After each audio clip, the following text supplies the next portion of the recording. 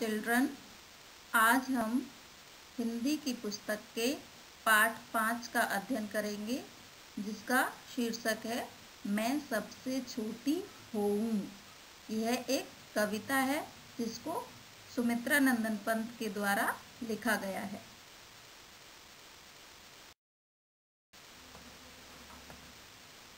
तो सबसे पहले देखिए पाठ का सारांश।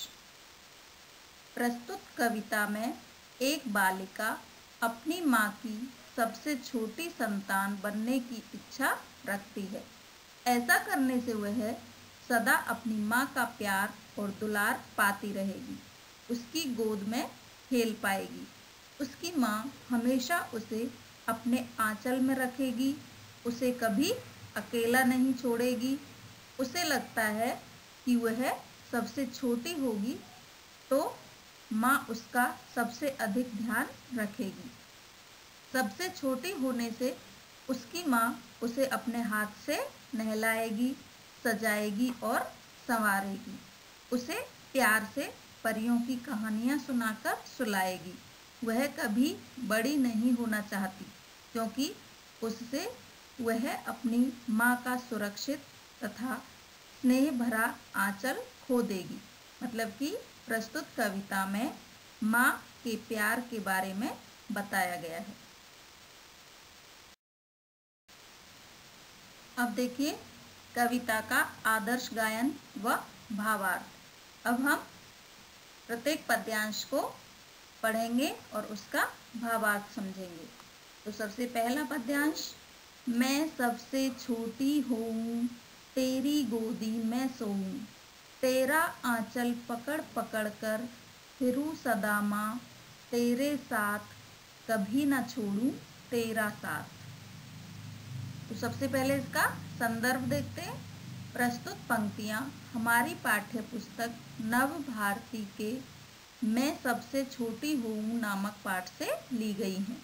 यह कविता कवि सुमित्रा नंदन पंत द्वारा लिखी गई है। इनमें कवि ने एक छोटी बालिका के मन के भावों को दर्शाया है। भावार्थ समझो।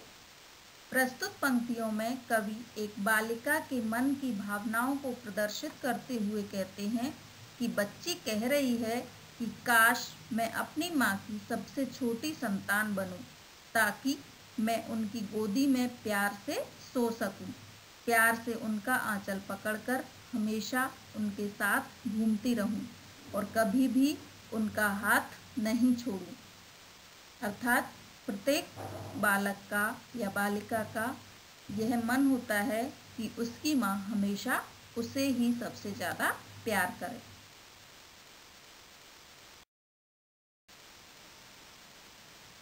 नेक्स्ट पद्यांश देखिए, बड़ा बनाकर पहले हमको तू पीछे छलती है मात, हाथ पकड़ फिर सदा हमारे साथ नहीं फिरती दिन रात। तो इसका संदर्भ देखिए। प्रस्तुत पंक्तियाँ हमारी पाठ्य पुस्तक नव भारती के मैं सबसे छोटी हूँ नामक पाठ से ली गई हैं। यह कविता कवि सुमित्रा नंदन पंत द्वारा लिखी गई है। इसमें कवि ने एक छोटी बालिका के मन के भावों को दर्शाया है। भावार्थ, इन पंक्तियों में कवि कहते हैं कि बालिका कह रही है कि जैसे ही हम बड़े हो जाते हैं, माँ हमारा साथ छोड़ देती है, फिर वह दिन रात हमारे आगे पीछे नहीं घूमती, इसलिए हमें छोटा ही बना रहना चाहिए। अर्थात प्रत्येक बालक या बालिका अपनी माँ का प्यार हमेशा पाना चाहते हैं।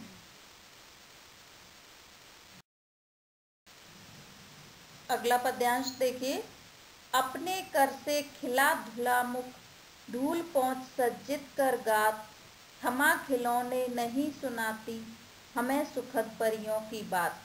तो इसका संदर्भ, प्रस्तुत पंक्तियाँ हमारी पाठ्य पुस्तक नव भारती के मैं सबसे छोटी हूँ नामक पाठ से ली गई हैं। यह कविता कवि सुमित्रा नंदन पंत के द्वारा लिखी गई है। इसमें कवि ने एक छोटी बालिका के मन के भावों को दर्शाया है। इसका आपको बार बार रिवीजन हो रहा है संदर्भ का, हर एक पद्यांश का संदर्भ एक ही है। अब भावार्थ, बालिका आगे कहती है कि बड़े होने के बाद माँ हमें अपने हाथ से नहलाती नहीं है, ना ही सजाती और संवारती है। फिर तो माँ हमें प्यार से एक जगह बिठाकर खिलौनों से नहीं खिलाती और परियों की कहानी भी नहीं सुनाती है। अर्थात बालिका के अनुसार हम जैसे जैसे बड़े होते हैं, माँ का प्यार कम होता जाता है।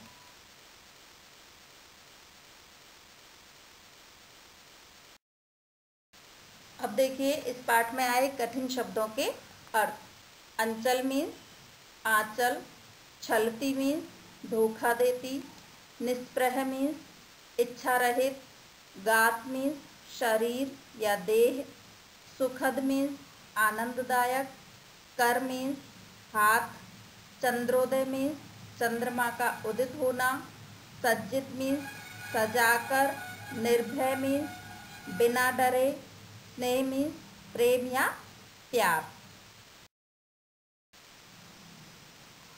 अब यहाँ पर आपको पाठ में आए हुए अति लघु उत्तरीय प्रश्न दिए हुए हैं जो कि पढ़कर याद करने हैं। तो क्वेश्चन नंबर 1, बचपन में माँ किसकी बातें सुनाती है? तो आंसर है बचपन में माँ परियों की बातें सुनाती है। नेक्स्ट क्वेश्चन, कविता के अंत में बच्ची माँ से क्या दिखाने के लिए कहती है? आंसर है कविता के अंत में बच्ची माँ से चंद्रोदय दिखाने के लिए कहती है। नेक्स्ट क्वेश्चन, मैं सबसे छोटी हूँ कविता की रचना किसने की? आंसर है मैं सबसे छोटी हूँ कविता की रचना सुमित्रा नंदन पंत ने की। नेक्स्ट क्वेश्चन, कविता में बच्ची कैसे और क्यों बने रहना चाहती है?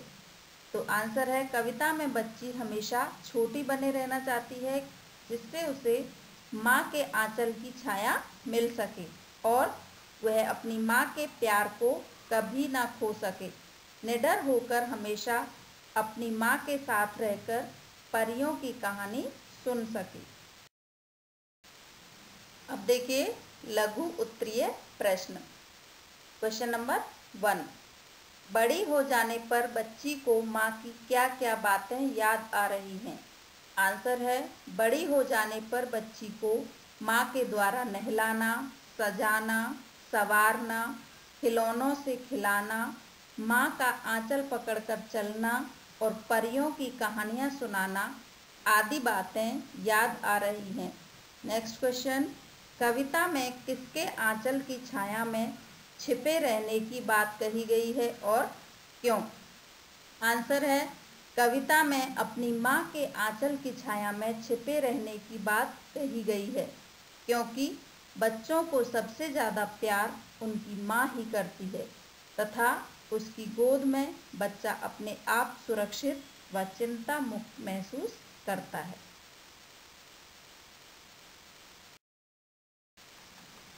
लास्ट क्वेश्चन देखिए दीर्घ उत्तरीय प्रश्न का, मैं सबसे छोटी हूँ कविता का सार अपने शब्दों में लिखिए। तो इसमें आपको जो भी कविता में पढ़ा भावार्थ उसको शॉर्ट में लिखना है कि इस कविता में किस किस के बारे में बताया गया है। तो आंसर एक बार सुन लीजिए। प्रस्तुत कविता में एक बालिका अपनी माँ की सबसे छोटी संतान बनने की इच्छा रखती है। ऐसा करने से वह सदा अपनी माँ का प्यार और दुलार पाती रहेगी, उसकी गोद में खेल पाएगी, उसकी माँ हमेशा उसे अपने आंचल में रखेगी, उसे कभी अकेला नहीं छोड़ेगी। उसे लगता है कि वह सबसे छोटी होगी तो माँ उसका सबसे अधिक ध्यान रखेगी। सबसे छोटी होने से उसकी माँ उसे अपने हाथ से नहलाएगी, सजाएगी और संवारेगी, उसे प्यार से परियों की कहानी सुनाकर सुलाएगी। वह कभी बड़ी नहीं होना चाहती क्योंकि उससे वह अपनी माँ का सुरक्षित और स्नेह भरा आंचल खो देगी। तो आपको इन सभी प्रश्नों के उत्तर याद करने हैं। अब यहाँ पर कवि का जीवन परिचय। बच्चों, जो भी पाठ हम पढ़ते हैं वह किसी भी कवि या लेखक के द्वारा लिखा गया है तो उसके बारे में भी जानकारी होना ज़रूरी है। तो देखिए कवि का परिचय। हिंदी भाषा में छायावादी युग के महान कवि सुमित्रानंदन पंत का जन्म 20 मई 1900 को उत्तराखंड के अल्मोड़ा स्थित कौसानी गांव में हुआ था। जब वे 7 वर्ष के हुए थे तभी से वे कविता लिखने लगे थे। एक तरफ जहां उन्होंने अपनी प्रारंभिक कविताओं में प्रकृति और सौंदर्य के रमणीय चित्र प्रस्तुत किए हैं, वहीं दूसरी तरफ छायावाद की सूक्ष्म कल्पनाओं का वर्णन मिलता है।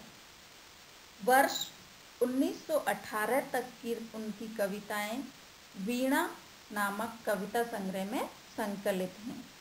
उनके जीवन काल में उनकी 28 पुस्तकें प्रकाशित हुईं, जिनमें कविताएं, पद्य नाटक और निबंध आदि शामिल हैं।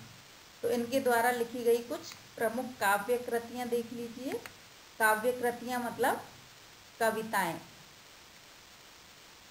ग्रंथि, गुंजन, ग्राम्या, युगांत, स्वर्ण किरण, स्वर्णधूलि, कला और बूढ़ा चांद और लोकायतन इनकी प्रमुख काव्य कृतियाँ हैं।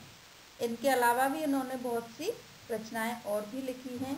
तो बच्चों, इस तरह से यहाँ पर ये पाठ खत्म होता है। ध्यानपूर्वक आपको पूरी कविता याद करनी है, उसका भावार्थ समझना है, प्रश्नोत्तर, शब्दार्थ और कवि का जीवन परिचय याद करना है।